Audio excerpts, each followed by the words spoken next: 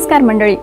शेती आणि शेतकऱ्याला समृद्ध करणाऱ्या जोड व्यवसाय कार्यक्रमात मी रोहिणी आपणा सर्वच शेतकरी मित्रांचं अगदी मनापासून स्वागत करते. शेतकरी मित्रांनो, आपल्याकडे जी जनावरं असतात त्यांच्यामध्ये बऱ्याच प्रकारच्या विषबाधा आपल्याला बघायला मिळतात आणि ह्यातील काही विषबाधांमुळे ते दगावतात सुद्धा आणि याचं मोठं नुकसान होतं ते शेतकरी आणि विशेषतः दुग्ध उत्पादकांचं. तेव्हा हे नुकसान टाळण्याकरिता आपण त्यांची काळजी घेणं महत्त्वाचं. म्हणूनच आजच्या कार्यक्रमात आपण सायनाइड विषबाधा याविषयी जाणून घेणार आहात, त्याचबरोबर त्याच्या उपचार प्रणालीबद्दल सुद्धा जाणून घेणार आहात. आणि ह्या विषयावर माहिती देण्यासाठी आज आपल्याबरोबर आहेत पशुवैद्यक महाविद्यालय नागपूर इथल्या सहाय्यक प्राध्यापिका डॉक्टर अलका सावरकर मॅडम. नमस्कार मॅडम, आजच्या कार्यक्रमात आपलं खूप खूप स्वागत आहे. धन्यवाद मॅडम. नमस्कार मॅडम, सर्वप्रथम तर आम्हाला असं सांगा की ही सायनाइड विषबाधा म्हणजे नेमकं काय? सायनाइड विषबाधेबद्दल जर बोलायचं झालं मॅडम तर सर्वसाधारणप्रमाणे कुठलीही विषबाधा ही जनावरांसाठी हानिकारकच असतं. म्हणून जनावरांची जर योग्य काळजी घ्यायची असेल आणि जनावरांपासून जे मिळणारं उत्पन्न आहे त्यावर कमीत कमी परिणाम झाला पाहिजे, म्हणून आपण त्यासाठी विषबाधा ज्या असतात त्याची योग्य नियोजन आणि काळजी घ्यायला हवी. त्यामुळे शेतकरी बांधव जे आहेत त्यांना आर्थिकदृष्ट्या पण नुकसान कमी होईल. अशा बऱ्याचशा विषबाधा आहेत, जशी हायड्रोजन सायनाइडची जी विषबाधा आहे त्या हायड्रोजन सायनाइड मध्ये जो एक हायड्रोजन ग्लायकोसाइड नावाचा जो पदार्थ असतो, तो रासायनिक पदार्थ तो 1000 ते 2000 वर वनस्पती ज्या आहेत त्यामध्ये तो असतो. आणि हा हायड्रोजन ग्लायकोसाइड नावाचा जो पदार्थ असतो तो अतिशय हानिकारक असतो. त्यापासून जनावरांना विविध प्रकारच्या विषबाधा होत असतात आणि प्रसंगी जनावर मृत्युमुखी सुद्धा पडत असतं. त्यामुळे आपण त्या विषबाधा होऊ नये किंवा कमीत कमी प्रमाणात झाली पाहिजे यासाठी योग्य ती काळजी घेण्याची आपल्याला गरज आहे. आणि कारण की शेतीला पूरक जोडधंदा म्हणून बरेचसे शेतकरी बांधव जे असतात तर ते पशुपालनाचा व्यवसाय सुरू करतात आणि त्यामधून त्यांना आर्थिकदृष्ट्या खूप लाभ होत असतो. म्हणून आपण त्यांना आर्थिकदृष्ट्या जास्तीत जास्त मदत करायची म्हणून या उद्देशाने जी विषबाधा आहे ती फार कमी प्रमाणात आणि होऊच नये यासाठी आपण योग्य ते नियोजन करायला पाहिजे. हायड्रोजन सायनाइड ही विषबाधा जनावरांना अशा वनस्पतीमधून होते की त्या वनस्पतीच्या संपर्कात जर जनावर नाही आलं तर जास्त चांगलं राहील, कारण की जनावरांमध्ये अवगतच तो गुण असतो अशा वनस्पती ओळखण्याचा. परंतु चाऱ्याची कमतरता किंवा दुष्काळग्रस्त जो भाग असतो त्या भागात जर जनावरांना आपण चरण्यासाठी सोडले तर जनावरं ती वनस्पती खातात. अनावधानी ती वनस्पती खाल्ल्यामुळे जनावरांना ही विषबाधा होते. आणि यामध्ये हायड्रोजन ग्लायकोसाइड नावाचा जो रासायनिक पदार्थ असतो तो जनावराच्या पोटात गेल्यावर रुमेनमधल्या एन्झाईम सोबत त्याची रिॲक्शन होते, म्हणजे रासायनिक प्रक्रिया होते आणि त्यामुळे हायड्रोजन सायनाइड पॉयझनिंग विषबाधा जनावरांना होते.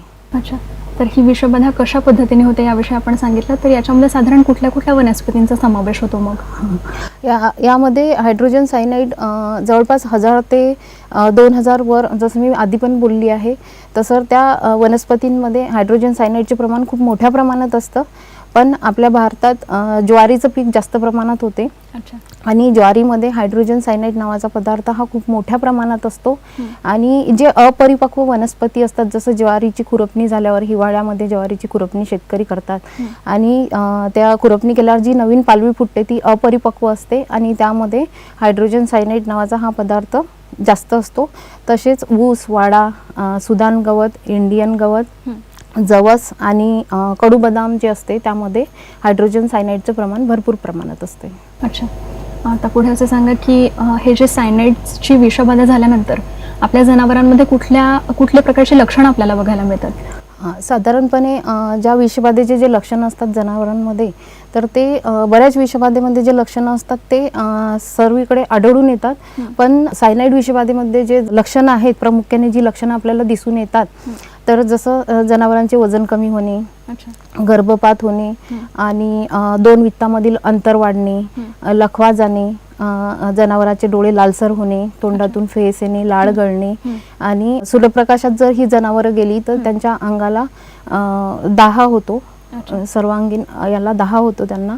आणि दुसरी गोष्ट श्वास लागणे, श्वासोश्वास घेण्यास त्रास होणे आणि हृदयाचे ठोके वाढणे आणि प्रसंगी जनावर मृत्युमुखी सुद्धा पडतं. म्हणजे अशी लक्षणे दिसली की आपण समजावं की त्यांना सायनाइड विषबाधा झालेली. अच्छा, मग याचं निदान आपल्याला कसं करता येईल? आपल्या शेतकरी बांधवांनी निदान करण्यासाठी काय करावं मग? हायड्रोजन विषबाधेमध्ये प्रामुख्याने एक महत्त्वाचं जे लक्षण आढळून येते ते असं आहे की जनावराच्या श्वासाला कडू बदामाचा दुर्गंध येतो, जनावर लडखडतं आणि श्वासोश्वास करण्यास जनावरांना त्रास होतो. तर हे निदानासाठी हे प्रमुख कारणे आहेत आणि त्यावरून आपण ओळखू शकतो की या जनावरांना हायड्रोसायनाइडची विषबाधा झालेली आहे म्हणून. अच्छा, मग याच्यावर उपाययोजना काय काय करता येतील? उपाययोजना म्हणजे साधारणपणे जसं मी पहिले पण म्हटलं आहे, तुम्हाला सांगितलेलं आहे की अयोग्य पद्धतीने चाऱ्याचे नियोजन, म्हणजे जनावरांना जर आपण समजा योग्य पद्धतीने चारा दिला, वेळच्या वेळी जर चारा दिला आणि हिरव्या चाऱ्याचे प्रमाण जर कमी असेल, कारण हिरव्या वनस्पती ज्या असतात त्यामध्ये हायड्रोसायनाइडचे प्रमाण खूप भरपूर असते, तर अशा वनस्पती आपण सूर्यप्रकाशात वाळवायला पाहिजे काही वेळ आणि नंतर तो चारा आपण जनावरांना दिला तर ही विषबाधा आपण नक्कीच टाळू शकतो. नंतर जो दुष्काळग्रस्त एरिया असतो तर दुष्काळा पहिलेची आणि नंतरची जी कुरपणी झाल्यानंतर जी वनस्पती येतात ज्या अपरिपक्व असतात अशा वनस्पतींमध्ये हायड्रोसायनाइड जास्त प्रमाणात असते, तर अशा ठिकाणी जनावरांना सोडू नये चरण्यासाठी. आणि शक्यतोवर जनावरांची चरण्याची जी वेळ असते ती सकाळची वेळ सोडून म्हणजे 10च्या नंतर आपण जनावरांना चरण्यासाठी सोडू शकतो, कारण त्यावेळेस या विषबाधेचे प्रमाण वातावरणात पण कमी असतं. कारण हायड्रोजन सायनाइड हा न दिसणारा विष पदार्थ आहे आणि त्यामुळे जनावरांना ही विषबाधा कळत नकळत होत असते, म्हणून आपण त्या चाऱ्याची योग्य ती काळजी घ्यायला पाहिजे. परत जनावरांना जास्त वेळ भुकेलेलं ठेवता येत नाही. जर जनावर जास्त भुकेलेलं असेल तर सायनाइडची विषबाधा होऊ शकते, कारण जनावर त्या ज्या वनस्पती मिळतील त्या खात राहतात आणि त्यामुळे त्या चाऱ्यांमध्ये ही विषबाधा शक्यतोवर आढळून येते. आणि परत असं आहे की चाऱ्याचे योग्य पद्धतीनं नियोजन, वेळच्या वेळी चारा आणि जे डेअरी फार्म किंवा जिथे शेतात जनावरांना आपण चारण्यासाठी सोडत असतो तर तिथे आपण हे बघितलं पाहिजे की नवीन उगवणाऱ्या वनस्पती तिथे कमी प्रमाणात असायला पाहिजे, तर आपण विषबाधा टाळू शकतो. आणि जर आपल्या लक्षात आलं, म्हणजे शेतकरी बांधवांच्या जर लक्षात आलं की त्यांना अशा प्रकारची विषबाधा झालेली आहे, तर त्यांनी त्यावेळी काय काळजी घ्यायची म्हणजे आपल्या जनावरांची? सर्वात प्रथम तर आपण पशुवैद्यकांचा सल्ला घेत असतो जर कुठलीही विषबाधा झाली तर, पण पशुवैद्यक तिथे पोहोचेपर्यंत वेळ लागतो. म्हणून घरगुती उपचारांमध्ये मी असं सांगू शकते की व्हिनेगार जे असतं ते 10 ते 20 ग्राम या प्रमाणात 20 लिटरमध्ये मिक्स करायचं, त्याचं मिश्रण बनवायचं आणि जनावरांमध्ये ते मुखाद्वारे जनावरांना आपण 1-1 तासाच्या कालावधीने आपण ते देऊ शकतो. म्हणजे यामुळे जी हायड्रोजन सायनाइडची विषबाधा असते ती त्याचं प्रमाण कमी होते, त्याची प्रतिक्रिया पण कमी होते. आणि सोडियम थायोसल्फेट हे एसियन विषबाधेवर अँटीडोट आहे. तर अँटीडोट म्हणजे त्या पर्टिक्युलर रासायनिक पदार्थाची रिॲक्शन जे हायड्रोजन ग्लायकोसाइड असते त्या सोबत होते आणि ती जी विषबाधेची जी तीव्रता असते ती कमी होते. म्हणून सोडियम थायोसल्फेट हे जे पावडर फॉर्ममध्ये अवेलेबल असते मार्केटमध्ये पण, आणि ते आपण जर 25 ते 30 ग्राम या प्रमाणात जर साधारणतः 100 किलोचा जर ॲनिमल असेल तर आपण त्याला देऊ शकतो. परत ते आपण त्याला 1-1 तासांनी 30 ग्राम या पद्धतीने मुखाद्वारे पण रिपीट करू शकतो.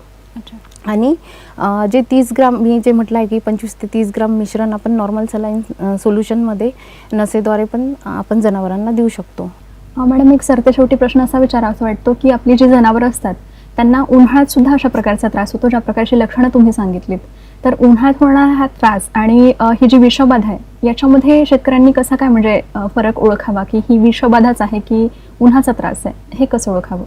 उन्हाळ्यामुळे होणारा जो त्रास आहे आणि विषबाधेची जी लक्षणं आहेत किंवा विषबाधा कशी ओळखावी हे जे आपण विचारलं आहे मॅडम, तर हा प्रश्न नक्कीच चांगला आहे. कारण की उन्हाळ्यामुळे होणारा त्रास आणि विषबाधेची लक्षणं जवळपास सारखी असतात. बरोबर. परंतु सायनाइड विषबाधेमुळे जो नेमकं जे लक्षण आहे ज्याच्यावरून आपण म्हणू शकतो की जनावरांना सायनाइड विषबाधाच झालेली आहे, तर जनावराच्या श्वासाला कडू बदामाचा जो वास दुर्गंध येतो तो उन्हाळ्यामुळे होणाऱ्या त्रासात नसतो. म्हणून आपण हे सांगू शकतो नक्कीच, म्हणजे सांगू शकतो की ही जी विषबाधा झालेली आहे ती सायनाइडमुळेच झालेली आहे. आताच आपण सांगितल्याप्रमाणे ही जी सायनाइड विषबाधा आपल्या जनावरांना होते, तर ही जी विषबाधा होते तेव्हापासनं किती काळामध्ये आपली जी जनावरं असतात त्यांच्यामध्ये ही लक्षणं दिसून येतात आणि त्यांच्या दगावण्याची शक्यता कितपत असते? विषबाधा झाल्यानंतर जवळपास अर्धा ते 1 तासात ही लक्षणं आपल्याला आढळून येतात आणि जनावर दगावण्याचं जे प्रमाण आहे ते जवळपास 1 ते 2 तासाच्या अवधीत जनावर दगावतं. जर योग्य ट्रीटमेंट नाही मिळाली किंवा योग्य ते उपचार नाही मिळाले जनावरांना तर जनावरं दगावण्याची शक्यता जास्त असते. म्हणजे 1 तासात जर तुम्ही डॉक्टरकडे नेणं तुम्हाला शक्य नसेल तर तुम्ही त्याच्यासाठी घरगुती उपचार करू शकता, ज्या पद्धतीने आपण सांगितलं होतं. हो नक्कीच. अच्छा. तर नक्कीच मॅडम, आपल्या शेतकरी बांधवांना आजच्या ह्या विषयाची संपूर्ण अशी माहिती आपण दिलेली आहे. जेही आपले पशुपालक आहेत त्यांचं जे पशुधन आहे त्यांना वाचवण्यात आणि त्यांची काळजी घेण्यात ही माहिती आपल्या शेतकरी बांधवांना नक्कीच कामात येणार आहे. अशीच माहिती तुमच्याकडून आम्हाला मिळालेली आहे आणि तुम्ही आजच्या कार्यक्रमात आला तिथे आणि आपल्या शेतकरी बांधवांना जी माहिती दिली त्याबद्दल आपले खूप खूप आभार. धन्यवाद मॅडम. धन्यवाद.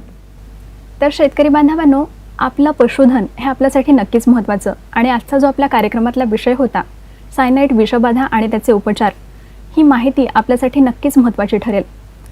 अशीच माहिती आपल्या कार्यक्रमात आम्ही पुन्हा आपल्यासाठी घेऊन येत राहू, शेतीविषयक आणि आपल्या जोडधंद्यांविषयी.